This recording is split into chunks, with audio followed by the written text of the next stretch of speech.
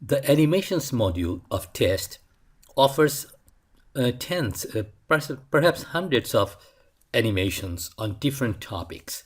They are all organized into 16 chapters, the same layout as the textbook.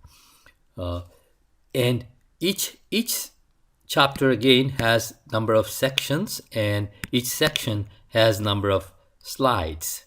So suppose we pick the pressure slide just to give an example of an animation. You can see it's explaining the free body diagram leading to how to find an expression for the pressure inside the piston cylinder device.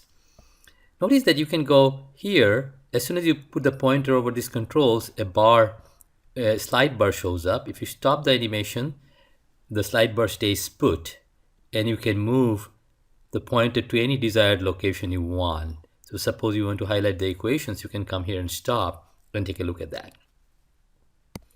Another thing to note is that many animations have different radio buttons here. They take you to different scene, kind of like a what-if scenario. In this case, how does pressure change as the gas is heated?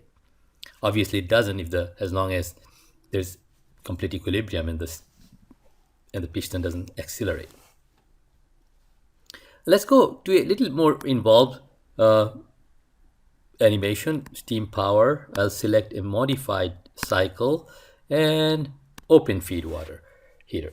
So again, these kind of animations are showing how a fluid packet its location is connected with the state on a TS diagram.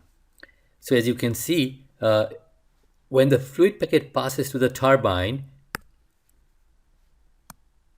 you can see that the energy equation for the turbine is displayed right here. So this is true for every device as the fluid packet passes through. So let's move on to the feed water heater. You notice that when fluid at state 2 and 5 combine to produce fluid at state 6, there's nothing better than connecting these to the TS diagram to appreciate how the process works, and the ideal exit state, state 6 saturated liquid, is produced by this mixing chamber. Once again, the governing equation for this feed water heater is shown here.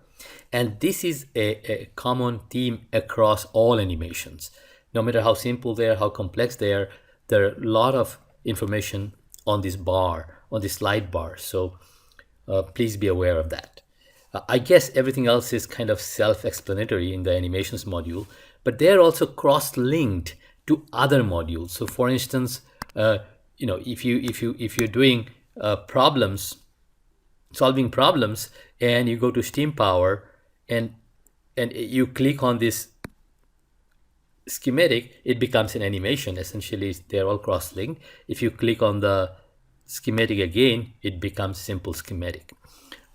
If you go to interactives, test calc, for instance, you will find that most pages have some relevant animations connected with it. In this case, state properties are being explained through an animation. So it appears everywhere, but animations by themselves are also referred directly from the textbook. Whenever a concept is discussed, it is an animation kind of complements that concept. I would ask you to go and explore your favorite topic, and once again, send me your input using the forum or using the discussion forum.